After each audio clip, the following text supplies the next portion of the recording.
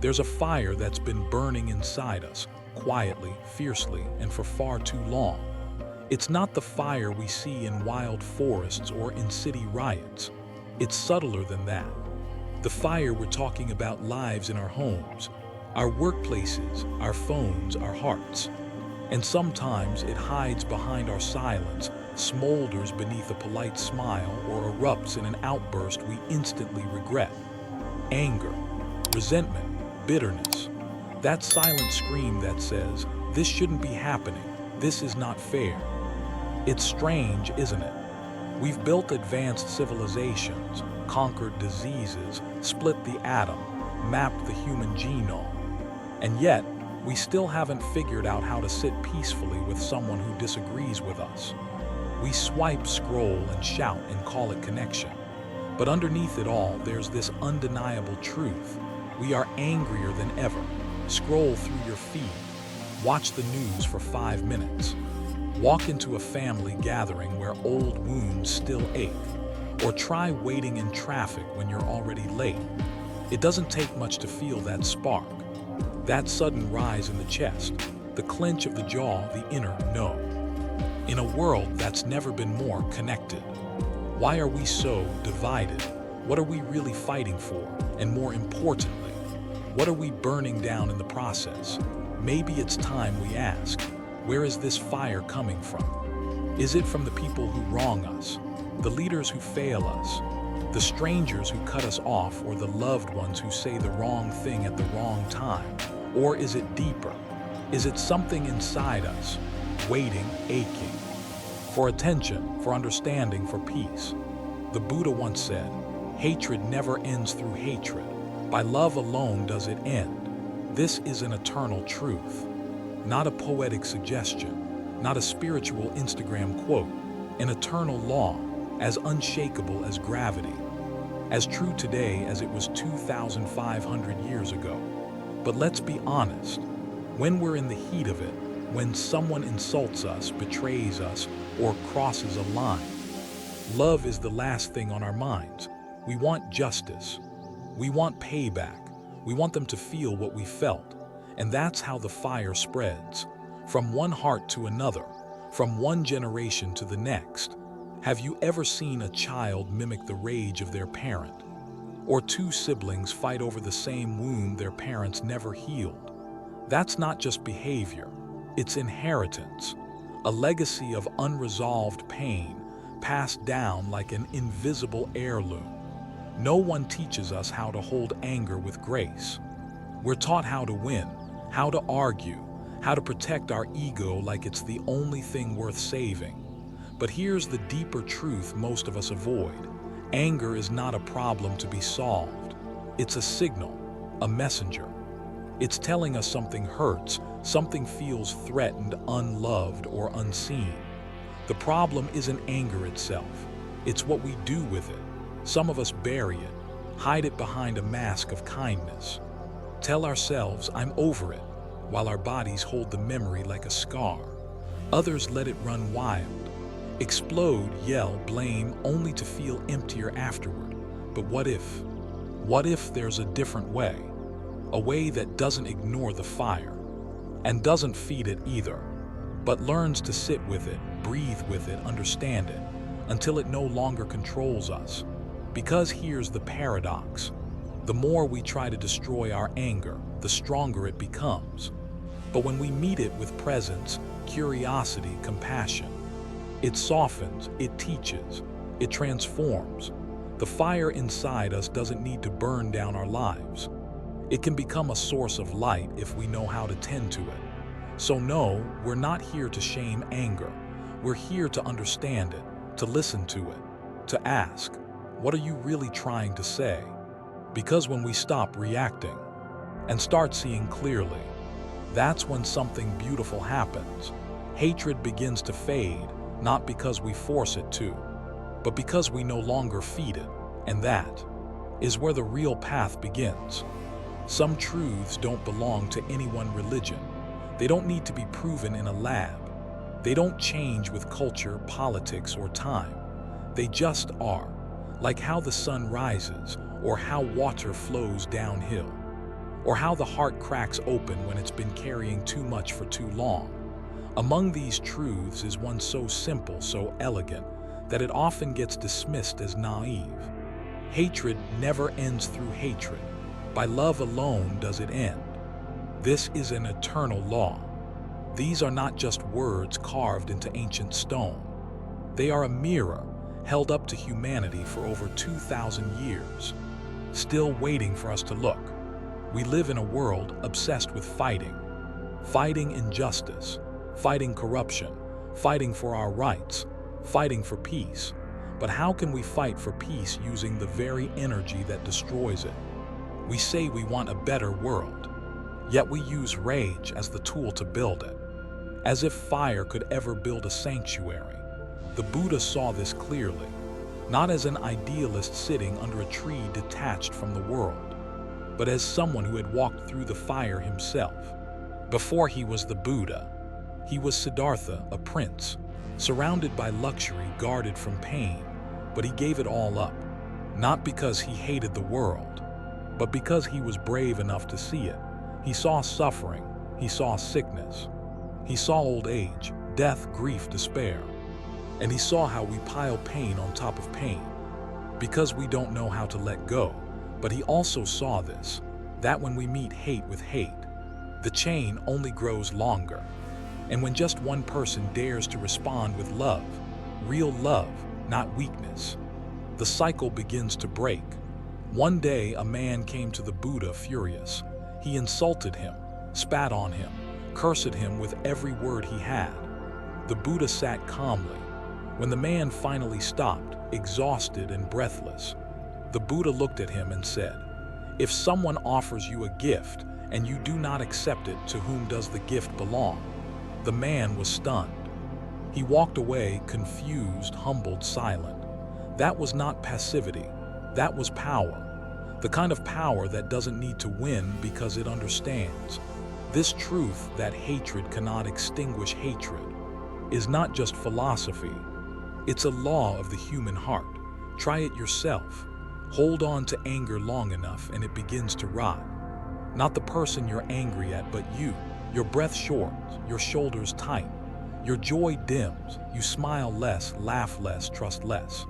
And still we think, if I just hold on a little longer, they'll see how wrong they are. But they don't, and even if they did, you're the one still carrying the weight. The Buddha never said to suppress anger. He didn't tell us to pretend we're okay when we're not. He taught us to see anger clearly, compassionately, like we'd look at a wounded friend.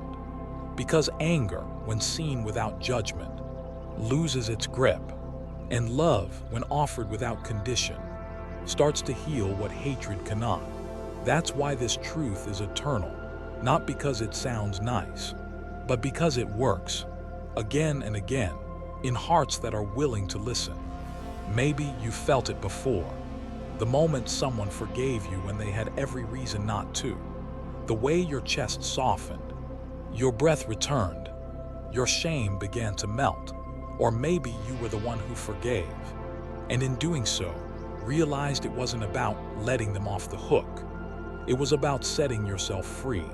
That is the quiet revolution of compassion. It doesn't shout, it doesn't demand, it simply refuses to keep the fire burning. There is a power that's older than revenge, older than fear, older than war. It's the power that lives in the pause, in the breath, in the choice to love not because they deserve it, but because you deserve peace. The world may not always understand that kind of power, but deep down, every soul recognizes the truth of it. And once you do, you can't unsee it. We often think anger begins with someone else. They insulted us, they betrayed us, they took what was ours, they should have known better. But what if anger doesn't start with them at all? What if the roots lie within us, not as blame, not as shame, but as a quiet invitation to go deeper, beneath the storm, beneath the noise, into the fragile, aching soil of the human heart? Anger rarely arrives alone. It comes with disappointment, with fear, with the sting of not feeling seen, heard, or valued. It grows when our expectations are shattered, when the story in our head no longer matches the reality in front of us. We thought they would stay. We thought it would be fair. We thought love meant never hurting each other. But life doesn't always follow our script. And that gap between what we wanted and what we got becomes the breeding ground of anger. In Buddhism, this root is called attachment, not just to people or things, but to ideas, identities, outcomes. We attach to how it should have been, to how they should have treated me, to how I deserve to be seen. And the tighter we hold on, the more pain we feel when life refuses to comply. The Buddha taught that attachment is like holding a red-hot coal with the intent of throwing it at someone. You're the one who gets burned first. Think about the last time you were truly angry. Trace it back. Was it really about the other person? Or was it about something deeper, a wound that never healed, a need that was never named, a fear you never dared to say out loud? I wasn't enough. I'm being abandoned. I don't feel safe. These aren't always conscious thoughts. They hide under the surface like roots under a tree, invisible but shaping everything, until one day the wind comes and the tree topples, not because of the wind, but because the roots were never tended to. We often confuse anger with strength, but in truth, anger is a shield. It protects something tender underneath, something vulnerable, scared, or wounded. That doesn't make it wrong. It makes it human. And unless we look beneath the surface, we'll keep mistaking the symptoms for the source. In Buddhist psychology, there's no such thing as a bad emotion. Every feeling is a messenger, anger included. But when we ignore the message and only focus on the heat, we miss the wisdom it's trying to bring. Instead of asking, "Who made me angry?" we can ask, "What am I unwilling to feel? What old story is being triggered? What am I holding onto that no longer serves me?" These are the questions that begin to unravel the roots. There's a Zen parable of a monk who lived near a raging river. Every few days, someone would come to him soaked, furious. They had fallen into the river, blaming the currents, the rain, even the gods. One day, the monk smiled and said, "Have you ever considered removing the rock they keep tripping over?" Anger is like that river. The same events keep pulling us under, but we never think to look for the rock beneath the surface. The belief, the attachment, the memory that keeps catching our foot. So we build stories. They hurt me. They disrespected me. They made me feel small. But underneath those stories is something much more tender, a longing to be loved, to be understood, to feel safe in a world that so often feels unpredictable. And the moment we touch that, not with judgment, but with care, anger starts to soften, because now we're no longer fighting a ghost, we're meeting ourselves. It's not always easy.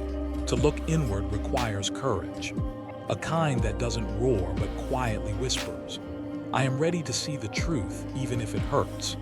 That's the first step to freedom, not fixing, not forcing, just seeing. Because when we see clearly, we understand, and when we understand, forgiveness becomes possible, not just for others, but for ourselves.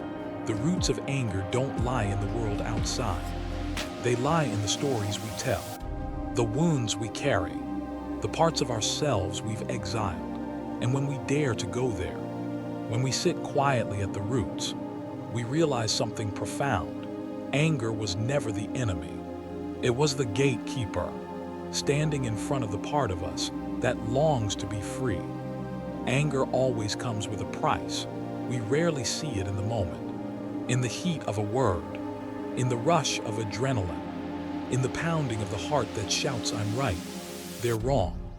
But when the fire fades, when silence returns, we're left to count what's been lost, and often, the cost is far greater than we imagined. It's easy to think of anger as power, something that protects us, defends our boundaries, tells the world, "You will not hurt me again." And yes, there are moments when anger is the alarm, a signal that something needs to be seen, heard, respected. But when it lingers, when it hardens into bitterness, when it becomes our identity, anger stops protecting us and starts consuming us.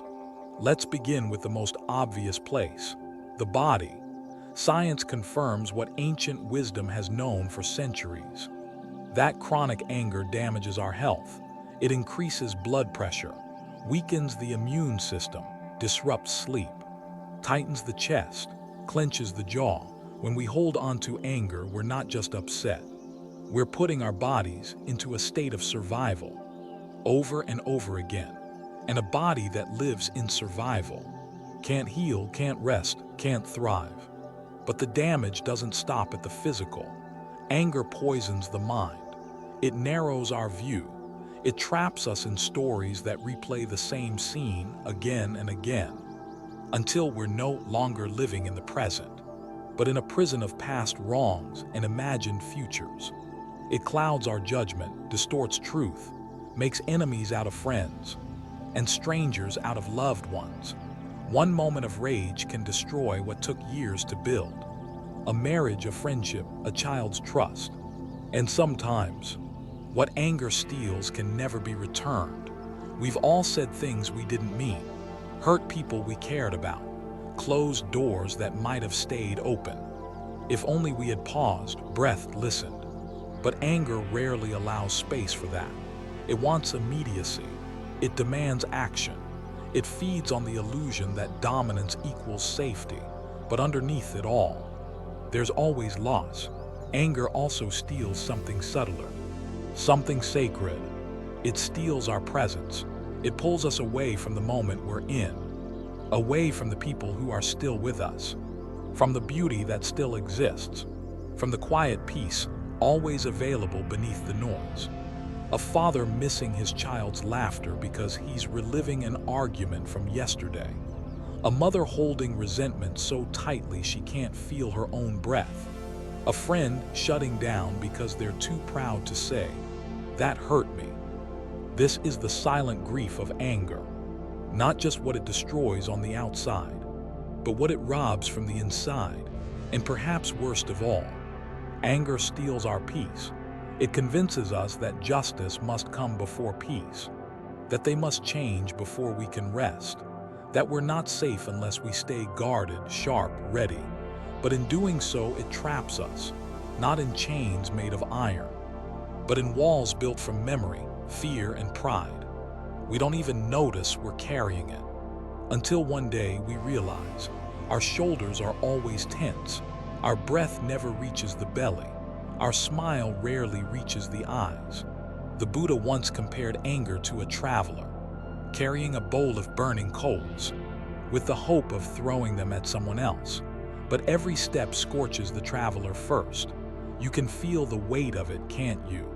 Not just yours, but the anger passed down from generation to generation, from father to son, from mother to daughter, from nation to nation, each believing they must stay angry to honor their pain.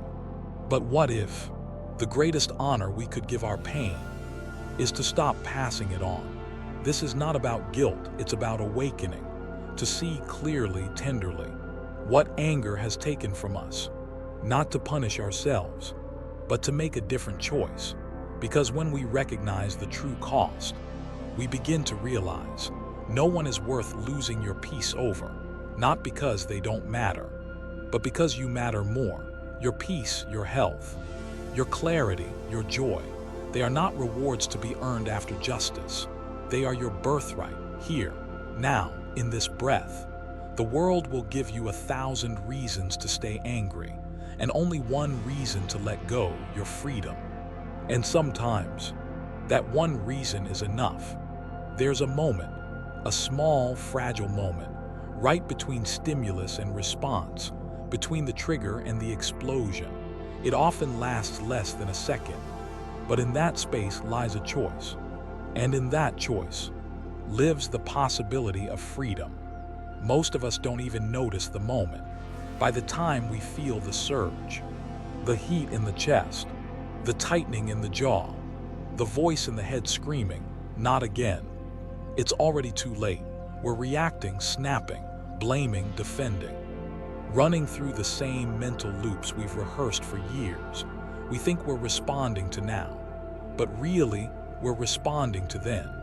This is the cycle of unconscious reaction. Someone hurts us, right arrow, we react. Someone disagrees, right arrow, we defend. Someone triggers an old wound, right arrow, we bleed on people who didn't cause it. And then we regret, we justify, we distance. We try to move on until the cycle repeats again. But here's the truth. The cycle doesn't end when the world changes.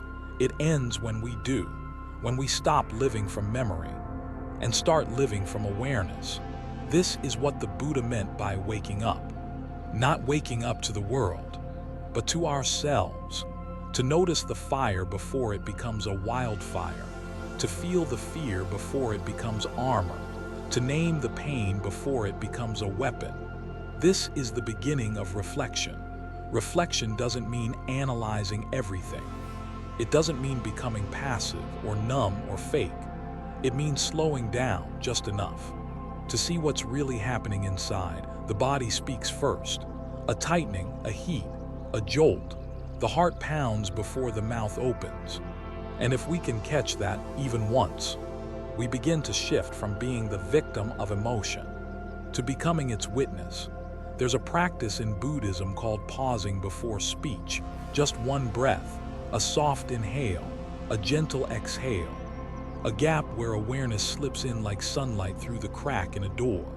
It sounds simple, but that one breath can save a relationship, can rewrite a story, can stop a war inside your own heart. Think of the last argument you had. Now imagine if you had paused, just for 5 seconds, long enough to breathe, long enough to feel the body, long enough to ask, is this about now or about then? That moment could have changed everything, because anger feeds on speed. It wants reaction, it wants volume, it wants you to move without thinking.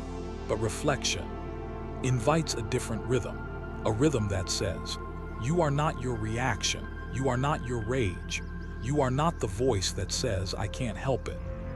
You can help it, not by force, not by suppression, but by presence, by coming back again and again to the breath, to the body, to this moment.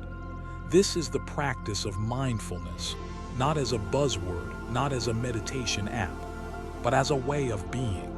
In the Zen tradition, there's a saying, between the wave and the shore is where the wisdom lives. The wave is the impulse, the shore is the action, but in between is where transformation happens. The wise don't react faster. They pause longer, because when you pause, you reclaim your power, the power to respond instead of react, to choose compassion over control, to listen instead of lash out, to heal instead of harm. And with every choice like that, the cycle weakens. The old story loses its grip, the fire cools, and what's left is clarity. This is not about being perfect. You'll forget to pause, you'll react, you'll raise your voice, you'll fall into the old patterns, and that's okay. Because every time you come back to reflection, you're breaking the cycle. Every breath of awareness plants a seed, and one day that seed becomes freedom. You are not your past, you are not your pain. You are the space that can hold it all, with honesty, with patience, with love. And in that space, something new can begin. When the fire of anger begins to cool, a new space opens. It's quiet here, almost unfamiliar, like walking into a room you forgot existed inside you. There's no shouting, no blame, no battle. Only silence and something softer waiting to be remembered. Compassion. It sounds gentle, too gentle maybe, especially in a world that praises sharpness, dominance, and control. But make no mistake, compassion is not weakness. It is the courage to keep your heart open when the world tells you to shut it down. It is the strength to see pain in another and not turn away. It is the quiet rebellion of saying, I will not become what hurt me. In Buddhism, compassion is called Karu, letter 1e47 a macron. The deep wish to alleviate suffering. It's not pity, not martyrdom, not sacrificing yourself to fix others. It's seeing the wound, in them and in you, and choosing to meet it with presence, not punishment. This is radical because we are conditioned to do the opposite. We're taught, if someone disrespects you, cut them off. If someone hurts you, make them pay. If someone is angry, get louder. We protect ourselves with walls, fortresses of sarcasm, armor made of cynicism, but deep down, we are lonely in our own castle, and all we ever wanted was to be seen, to be heard, to be loved anyway. So here's the paradox. Anger screams to be understood, but only compassion has the ears to listen, and not just to others, to yourself. Because before you can give love freely, you must offer it inward, to the tired version of you, to the reactive version of you, to the version you judge, avoid, or bury. The Buddha didn't teach compassion as a nice idea. He taught it as a path to freedom. There's a teaching: hatred never ends by hatred. Hatred only ends by love. This is an eternal truth. This is not poetic idealism. It's spiritual physics. Responding to hate with more hate is like trying to put out a fire by pouring gasoline. You may feel powerful in the moment, but you're just fueling your own destruction. Only water, only love can cool the flames. But this love is not sentimental, it's fierce. It holds boundaries, it speaks truth, but it does not close the heart. This is what makes compassion so revolutionary. Anyone can retaliate, but few can remain open in the face of pain. That's not weakness, that's mastery. There's a story of a monk who was insulted daily by a villager. The monk never responded with anger. One day, someone asked him, "How do you tolerate such cruelty?"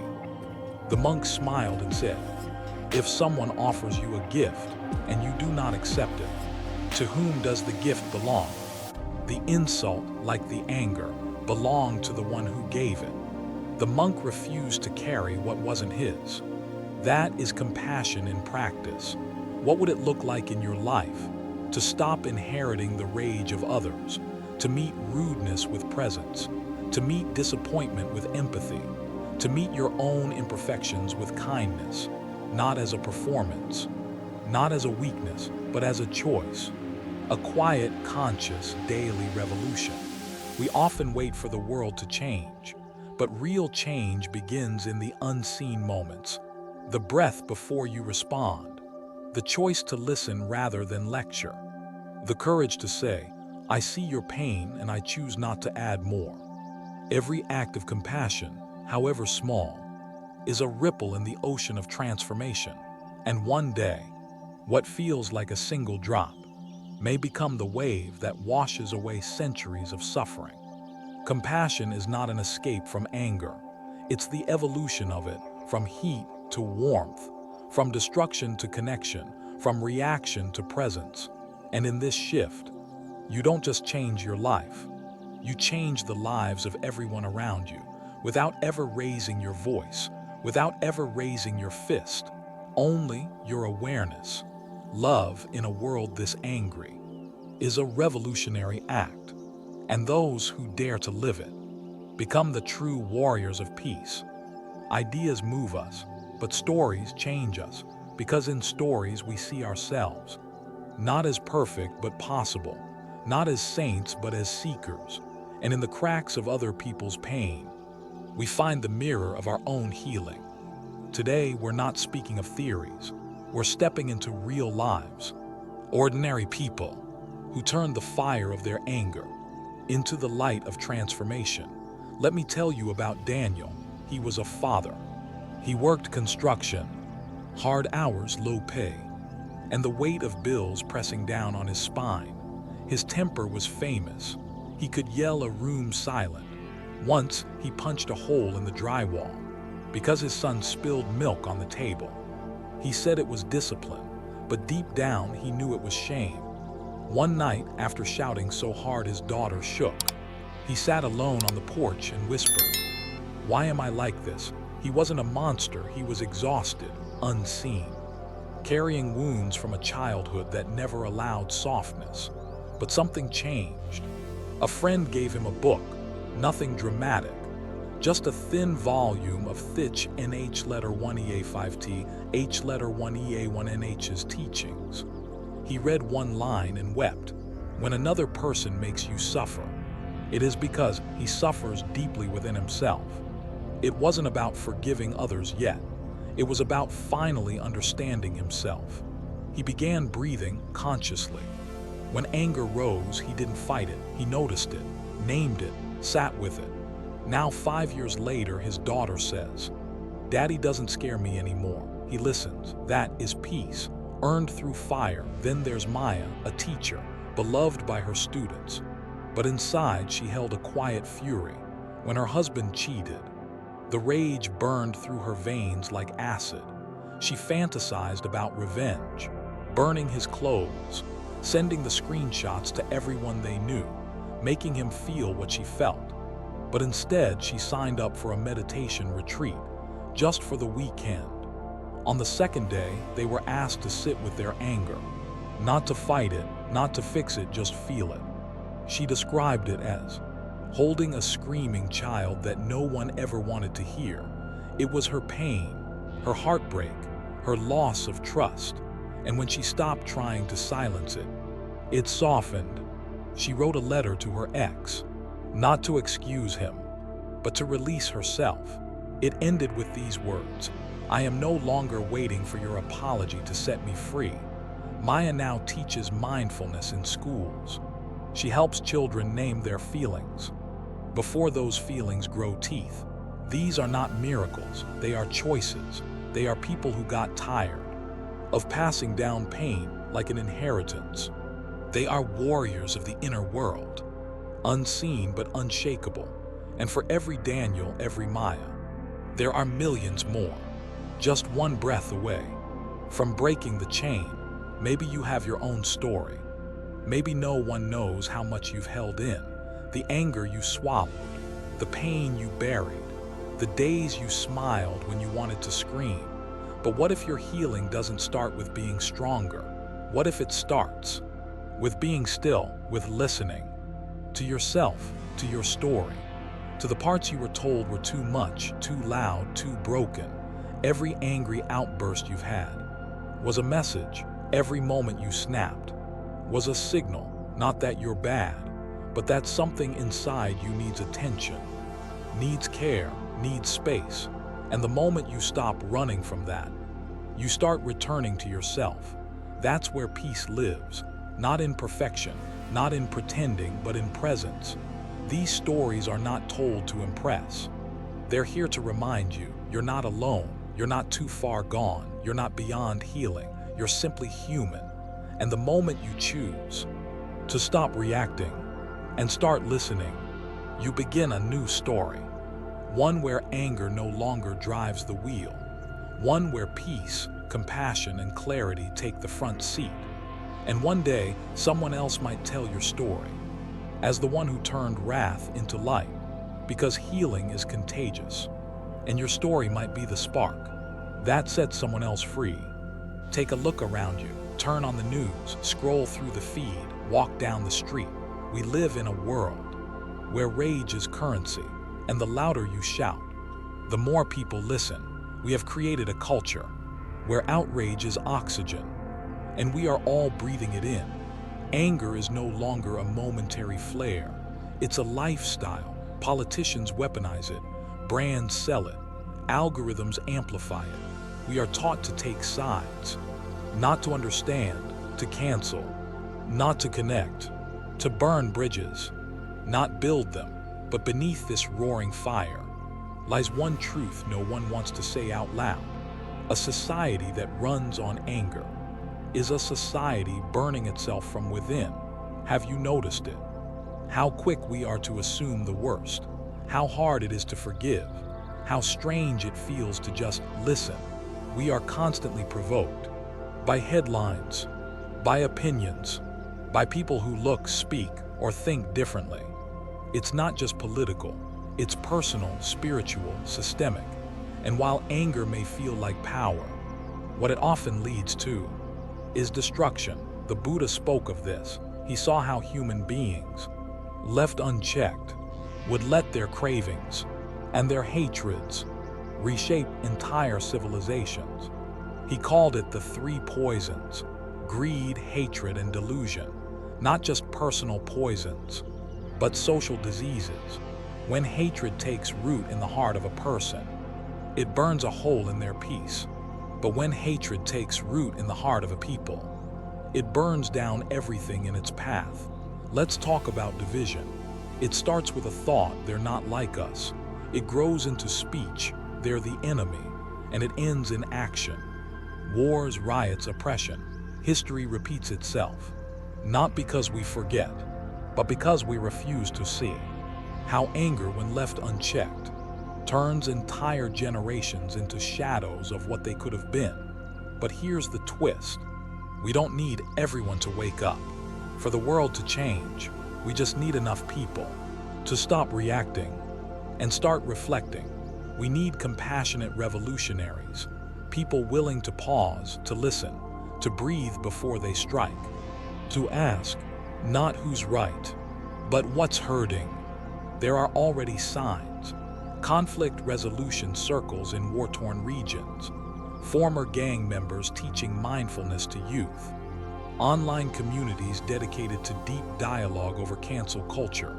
These aren't headlines, but they are healing lines, threads of hope woven into the fire. And yes, it's slower. Yes, it's quieter. But peace doesn't crash like a bomb. It arrives like a sunrise. The fire of anger may dominate the screen, but off camera, millions are choosing another path. They are de-escalating instead of attacking. They are listening across differences. They are replacing blame with curiosity, not because it's easy, but because it's necessary, because they've realized one sacred truth: a society cannot heal if its people refuse to heal themselves. So yes, the world is on fire, but you don't have to throw more gasoline. You can be water, you can be breath, you can be stillness in the noise, and from that stillness, you just might become the calm that cools the flame for someone else. In a world obsessed with noise, your silence can be sacred. In a society drunk on rage, your compassion can be radical. And while the world keeps burning, you can begin planting the seeds of what comes after the fire. Healing anger isn't about suppressing it, it's about transforming it. Like fire, anger can burn down a forest or warm a cold home. The key lies in what you do when it first sparks, because in that first second, between the trigger and your reaction, lies a doorway, and through that doorway is the freedom you've been seeking. Let's step through it together. Let's talk about real tools for healing, not mantras you repeat without meaning, not abstract ideas floating above your life, but practical, grounded, time-tested techniques from the heart of Buddhist wisdom, designed not to erase anger, but to understand it, hold it, and transform it. 1. Mindful breathing, returning to the present. Before anything else, you breathe, not to escape the anger, but to see it clearly. Each inhale, this is anger. Each exhale, it's okay to feel it. You're not fighting the emotion. You're making space for it, like a parent holding a screaming child. Because when breath becomes anchor, anger loses its power to drag you under. 2. Recognizing without judging. The Buddha taught, feelings are just that, feelings. Anger doesn't make you bad, it makes you human. The trick is not to become the anger. Label it. This is frustration. This is fear disguised as fury. This is pain calling for attention. Awareness is like sunlight. It helps the emotion bloom, then naturally fade. 3. Reframing the story. So much of anger is the story we tell ourselves. They disrespected me. They meant to hurt me. They always do this. But what if the story is incomplete? What if they were acting out of their own pain? What if their harsh words were a cry for help? Changing the story doesn't justify the action, but it frees you from being its prisoner. This is the beginning of compassion. 4. Sitting with the fire. Most of us want to get rid of anger as fast as possible, but healing means being willing to sit with it. Feel where it lives in your body. The tight jaw, the clenched fists, the heat in your chest. Don't push it away. Don't analyze it, just be with it, like sitting beside a friend who's crying too hard to speak. Silence can be medicine. Presence can be power. 5. Compassion meditation, loving the enemy. This one, it's not easy, but it's powerful. You sit quietly, bring to mind someone who angered you, and silently say, may you be free from suffering. May you know peace. May your heart be at ease. At first, your mind will resist.